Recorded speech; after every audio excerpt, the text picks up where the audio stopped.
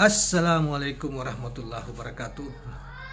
Kawan-kawan sekalian, ini seru lagi tema yang akan kita sodorkan pada kesempatan ini dari yang akan kita ulas atau kita kemukakan pada video kali ini. Lagi-lagi saudara seorang kritikus muda, Faisal Assegaf, yang menyoroti tentang pertemuan Surya Paloh dengan Jokowi beberapa waktu yang lalu. Dan tentunya beliau menganalisa dari sisi politik maupun yang lain sebagainya. Nah, itu kan menarik ya, menghentak, bukan hanya menarik tapi menghentak seluruh jagat politik ketika terjadi pertemuan, karena selama ini diframingkan ya, ini kan bahwa Jokowi dan Surya Paloh kan sudah bantai-membantai dalam artian petik, sudah tidak bakalan ketemu lah, sudah berseberangan gara-gara Surya Paloh mendukung Anies Baswedan, mencapreskan Anies Baswedan, sementara Jokowi kekeh tidak mau katanya.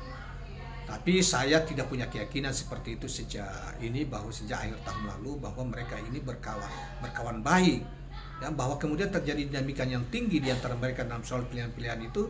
Tentunya mereka kemudian kalau benar bahwa mereka berseberangan dan saling marah, Pak Jokowi marah betul kepada Surya Paloh, tentunya dengan pertemuan kemarin yang menurut Pak Surya Paloh sangat kekeluargaan, sangat ini dan sangat baik sekali, tentunya mungkin itu baru belakangan disadari oleh Pak Jokowi, yang mungkin pada saat itu di Pak Jokowi ini kan dikelilingi oleh banyak pihak yang sebetulnya punya kepentingan yang besar, sehingga mendorong-dorong Pak Jokowi untuk mengungkapkan kebencian terhadap atau kemarahan terhadap Pak Surya Paloh atau ketidaksukaan kepada Anies karena dianggap mencalonkan Anies Baswedan.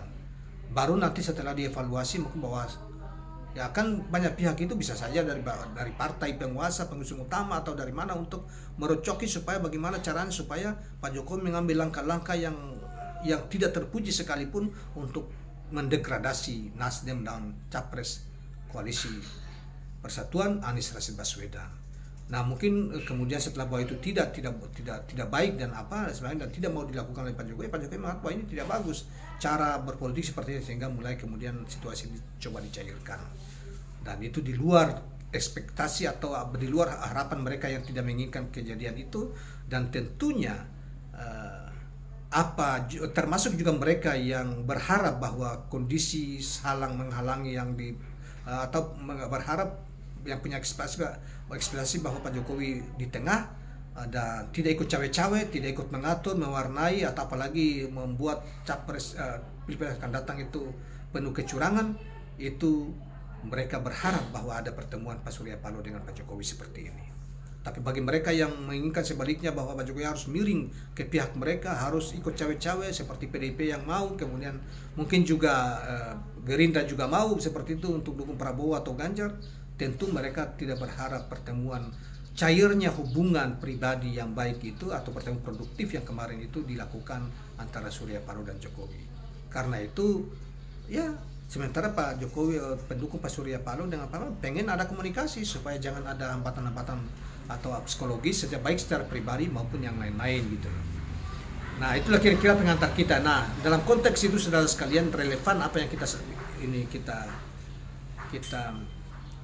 kemukakan tadi itu terkait dengan analisa yang akan disampaikan oleh di dalam kolom kecil dan pendek yang dilakukan oleh Faisal Assegaf. Baiklah kawan-kawan sekalian, kita coba bacakan ini. Sehari sesudah apel siaga perubahan, istana takluk katanya. Terpaksa membuka pintu bagi Surya Paloh. Momentum itu menyulut polemik, tapi bagi pemain di zona politik strategis menyimpulkan Jokowi keok. Kesombongan Jokowi yang berlindung di balik tembok kekuasaan akhirnya jebol.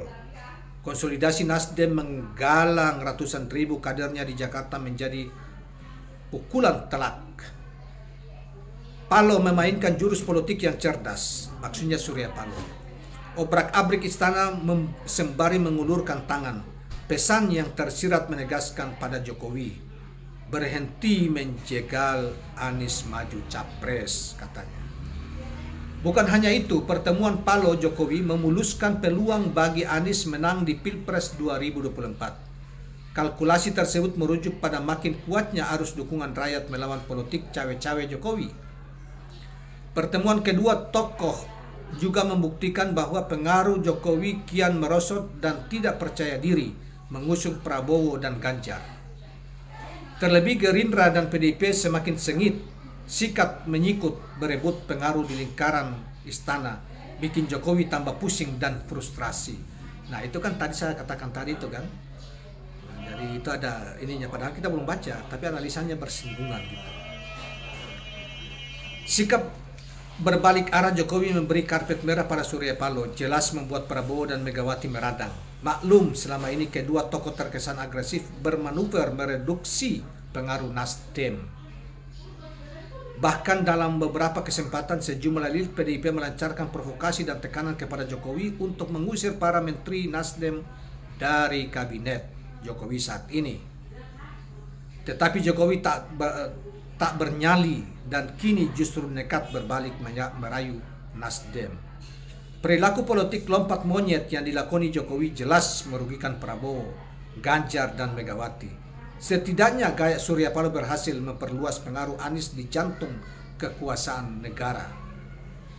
Bila kemesraan Paloh dan Jokowi terus bergulir ke Pilpres, maka hal itu adalah bencana politik bagi semua agenda terselubung yang berusaha menjegal Anies dengan modus pemilu curang. Demikianlah kawan-kawan sekalian. Dan kemudian ada satu kalimat penutup yang katakan bahwa Surya Paloh terbukti tangguh dan keren. Dia Faisal Assegaf menutup uraian atau analisa singkatnya ini atau semacam kolom begitu ya.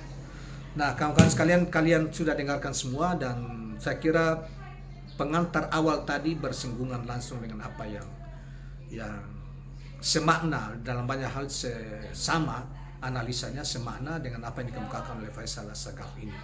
Dan saya kira oleh karena itu kita tidak lagi menambahi di ujung pertemuan ini, dia menambahi komentar lain karena kita sudah menyampaikan lebih awal dari membaca analisa dan tulisannya Faisal Assegaf tentang fenomena pertemuan Jokowi Paloh tersebut.